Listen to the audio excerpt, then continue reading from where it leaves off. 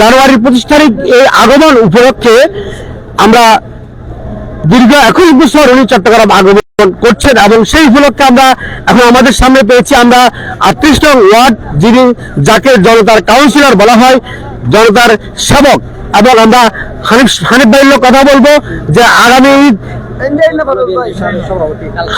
কথা বলবো এবং ওনার পরিচয় জানবো। আজকের এই আগামী দিন যে তারেক রহমান আসছেন চট্টগ্রামে, সেই বিষয়ে আমরা একটু হানিফ সাহেবের কথা বলবো। আপনার পরিচয়টা একটু দেন, তারপর আমরা একটু আপনার সাথে কথা বলতে জানতে চাই যে আগামী দিন তারেক রহমান আসছেন এই চট্টগ্রামের দীর্ঘ 21 বছর পর পা রাখছেন, আপনাদের নেতাকর্মীর মধ্যে উৎসবের আমেজ কেমন, আপনার কেমন ফিল করছেন সেটা? বিসমিল্লাহির রহমানির রহিম। প্রিয় দেশবাসী, আপনার পরিচয় দেন আগে। আমি আলহাজ মোহাম্মদ হানিফ সওদাগর, চট্টগ্রাম মহানগর বিএনপির আহ্বায়ক কমিটির সদস্য এবং বন্দর থানা বিএনপির সাবেক সভাপতি আলহাজ মোহাম্মদ হানিফ সওদাগর। তারেক রহমান সাহেব আগামীকাল আসবে না, উনি আজকেই চট্টগ্রামের শাহমাদ বিমানবন্দরে অবতরণ করবেন 7:35 ফ্লাইওভার দিয়ে আমাদের রেডিসন বুথ ইনশাল্লাহ আসবেন। আমাদের সেভাবে কর্মসূচি দেওয়া হয়েছে, আজকে সন্ধ্যায় 7:35 আসবে। ওনাকে বরণ করার জন্য আমরা বন্দর থানা বিএনপির পরিবারের পক্ষ থেকে এবং আমির খসরু মাহমুদ চৌধুরীর পক্ষ থেকে আমরা সবগুলা ক্রসিং ফ্লাইওভার উপরে বিশাল আয়োজনের ব্যবস্থা করেছি ওনাকে স্বাগত জানানোর জন্য।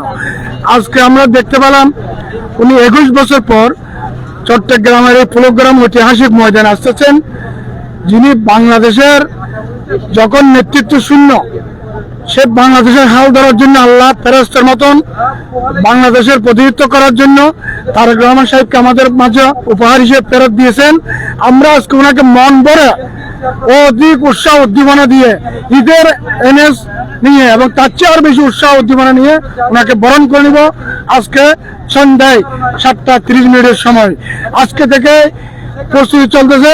বর্তমানে আমরা দাঁড়িয়ে আছি আগামীকাল যিনি যে মঞ্চে বক্তব্য দিবেন সারা বাংলাদেশ এবং চট্টগ্রামবাসীর উদ্দেশ্যে, সেখানে দাঁড়িয়ে আমরা কথা বলতেছি। আমাদের নেতা কর্মীরা, আপামর জনসাধারণ, সর্বস্তরের মানুষ আজকে ওনার জন্য পাগল পারা হয়ে গেছে ওনাকে বরণ করে নেওয়ার জন্য। ওনার থেকে কিছু আমরা রাজনৈতিক শিক্ষা গ্রহণ করব, ওনার আদর্শকে আমরা বুকে ধারণ করে আগামী বাংলাদেশ গড়ে তুলব, সে আশা ব্যক্ত করে আমরা কাজ করতেছি।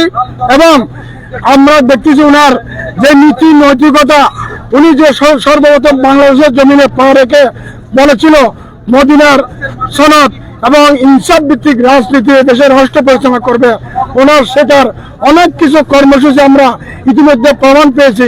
উনি সাধারণ মানুষের মাঝে গিয়ে এলাকার মুরব্বীদের নিয়ে, ছাত্র সমাজকে নিয়ে, আলেম ওলামায়ে কেরামদেরকে নিয়ে উনি সার্বক্ষণিক পর্যবেক্ষণ করতেছেন। দেশের আগামী 12 ফেব্রুয়ারি জাতীয় নির্বাচন হবে, সেটাকে সফল করার জন্য উনি মাঠে ময়দানে বিভাগীয় সমাবেশ প্রত্যেকটি কর্মসূচি উনি শুরু করে দিয়েছেন। আমরা চট্টগ্রামবাসী অধিক আগ্রহে আজকে থেকে ঘুম হারাম হয়ে যাবে ইনশাল্লাহ, আনাবানি নাই, আমরা আগ্রহে উৎসাহ হয়ে ওনাকে আমরা রিসিভ করবো, সম্মান জানাবো এই চট্টগ্রামের ঐতিহাসিক ফুলগ্রাম মাঠে। যেদিন আমাদের দেশনেত্রী বেগম খালেদা এসেছিল, সারা চট্টগ্রাম মানুষ লোকারণ্য হয়ে গেছিল, কোটি কোটি মানুষ। সেটা আগামীকাল আরেকটি বিপ্লব ঘটবে ইনশাল্লাহ। মোহাম্মদ তাজউদ্দিন ভাইয়ের কথা বলবো। তাজউদ্দিন ভাই, আপনার পরিচিত একটু কথা বলেন। বিসমিল্লাহির রহমানির রহিম। আমি চট্টগ্রাম মহানগর যুবদলের যুগ্ম সম্পাদক, আমার নাম মোহাম্মদ তাজউদ্দিন।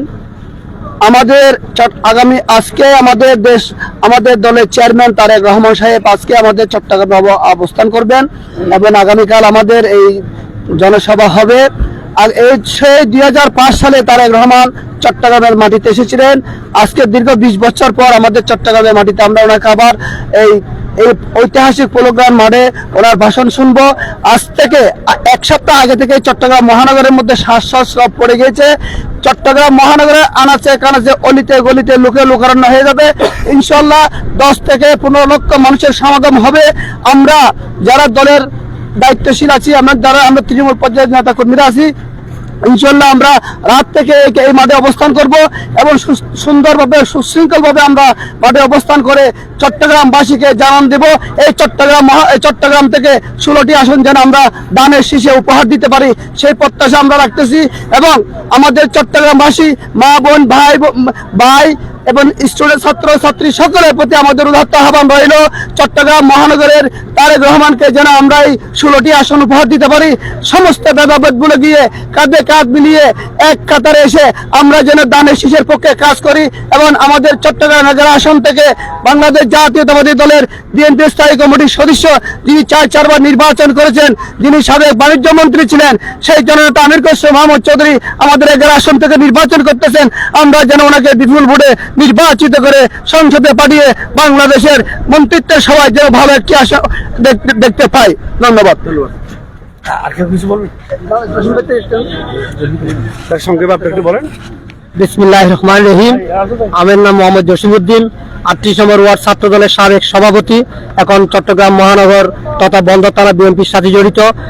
শুধু একটাই কথা, আমাদের আজকে আমরা শুধুমাত্র স্মরণ করছি আজকের এই দিনে আমাদের সদ্য মরহুমা বেগম খালেদা জিয়াকে, যিনি চট্টগ্রামে প্রথমে এই ফলকগ্রান্ট ময়দানে জনসভা করার মধ্য দিয়ে এই ফলকগ্রান্ট মাঠকে ঐতিহাসিকভাবে স্বীকৃত করে রেখেছেন। এখানে আর কোনো নেত্রী না নেতা নেত্রী কখনো সাহস করতেন না। দেশ নেত্রী বেগম খালেদা জিয়াই প্রথম বাংলাদেশের রাজনীতির অঙ্গনে চট্টগ্রাম ফলকগ্রান্ট ময়দানে জনসভা করার জন্য বেছে নিয়েছেন। সেদিন সর্বশেষ জনসভায় পুরো চট্টগ্রাম লোকে লোকারণ্য হয়ে গিয়েছিল।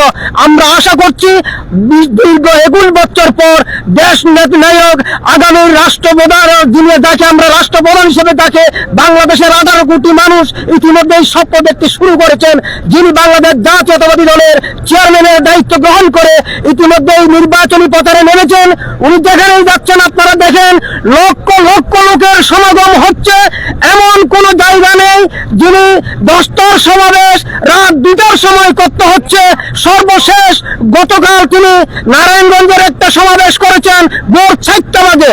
এতে প্রমাণ করে দেশের জনগণ ওনার জন্য এক রাত না, এরকম যদি রাতের পর রাতে যদি নির্গম খাটাতে হয়, প্রিয় নেতাকে এক নজরে দেখার জন্য, প্রিয় নেতার সান্নিধ্যে এসে রাজনীতি করার জন্য এদেশের মানুষ উদ্গ্রীব হয়ে আছে। আমরা চট্টগ্রামবাসীও এর থেকে আমরা কোনো রকম ব্যতিক্রম নয়। আমরাও ওনার আগমনের প্রত্যাশায় আমরা চট্টগ্রামবাসী উদ্গ্রীব হয়ে আসি। আমরা অত্যন্ত এখন আমরা আজকে 1 সপ্তাহ ধরে আমরা প্রস্তুতি চালাচ্ছি। সর্বশেষ আমাদের প্রস্তুতি ইতিমধ্যে সম্পন্ন হয়েছে। আমরা আমাদের মহানায়ককে বরণ করার জন্য চট্টগ্রামবাসী প্রস্তুত রয়েছেন। সবাইকে আমরা আগামী দিন বুঝিয়ে দেব চট্টগ্রামের মাটি তারেক জিয়ার ঘাঁটি, চট্টগ্রামের মাটি বিএনপির ঘাঁটি। ধন্যবাদ সবাই। আমরা একটা জিনিস আপনার থেকে জানবো যে আগামীকাল জনাব তারেক রহমান সকাল কয়টা থেকে বক্তব্য শুরু করতে পারবে? ওনার শিডিউল টাইম হচ্ছে আগামীকাল ইনশাল্লাহ। সবকিছু আল্লাহর দেয়া নিয়ামত, আল্লাহর হাতে শুকরিয়া আদায় করতেছি। আল্লাহ যেন ওনাকে সুস্থ শরীর রাখে। আগামীকাল উনি 11টায় মঞ্চে উঠবেন, সেটি আমাদের মহানগর বিএনপির পক্ষ থেকে আমাদেরকে নির্দেশনা দিয়েছেন। সেভাবেই আমাদের নেতাকর্মীরা মনে হয় রাত থেকে এখানে জমায়েত হয়ে যাবে মাঠে লোকাল। আমরা একটু আগে যেটা শুনছি যে অনেকে রাতে চলে আসবেন যাতে তারেক রহমানকে কাছ থেকে দেখতে পারেন। যারা চট্টগ্রামের বাইরে বিশেষ করে তারা কিন্তু, আমরা যেরকম ঢাকায় 25শে ডিসেম্বর আর 2 দিন আগে চলে গিয়েছিলাম মঞ্চের সামনে যাওয়ার জন্য, সেরকম অনেক বুকে আশা বেঁধে রয়েছেন অনেক নেতা কর্মীরা রাত্রে এখানে অবস্থান করবেন। কিছুক্ষণ আগে কয়েকজন কথা বললাম, ওনারা কক্সবাজার থেকে চলে আসছে। ইনশাল্লাহ, এটা সত্যি কথা। কক্সবাজার না শুধু, আমার যা ধারণা, আমার আজকে 30-32 রাজনীতি বয়সে এই তারেক রহমানকে শুধু এক নজর দেখার জন্য বাংলাদেশের প্রত্যেকটা অঞ্চল থেকে রাত্রে এখানে ভরপুর হয়ে যাবে। আমার মনে হয় আমরা চিটাঙ্গে যারা আছে তারা যদি রাত্রে 4টার সময় জন্য আসি, এটা জায়গা পাবো না ইনশাল্লাহ। অসংখ্য অসংখ্য ধন্যবাদ। আল্লাহ হাফেজ। সুপ্রিয় দর্শক, আমরা জানতে পারলাম 28 ওয়ার্ড জনতার কাউন্সিলর হানিফ সওদাগর থেকে আমরা জানতে পারলাম যে আসলে যে জনাব তারেক রহমান দীর্ঘ 21 বছর পর যে চট্টগ্রাম ফলকগ্রান্ট মাঠে যে পা রাখছেন, তাকে ঘিরে যে চট্টগ্রাম মহানগর এবং বিএনপির অঙ্গ সংগঠন এবং তারা সর্বোপরি তদারকি করছেন। এবং তার পাশে আমরা দেখছি পুলিশ প্রশাসনের এবং সর্ববাহিনী তারা কিছুক্ষণ পরপর প্রতিটা মানুষ এবং কে আসছে কে যাচ্ছে এবং তার রহমানের মঞ্চকে ঘিরে বিশাল ধরনের তারা নিরাপত্তার দেওয়ার জন্য তারা সুন্দরভাবে কাজ করছে, সেটি আমাদের চোখে পড়ছে। সুপ্রিয় দর্শক, আমরা এই মুহূর্তে লাইভ থেকে বিক্রি হচ্ছে। আমরা আবারও বিশেষ করে আমরা লাইভ যুক্ত হবো। ধন্যবাদ।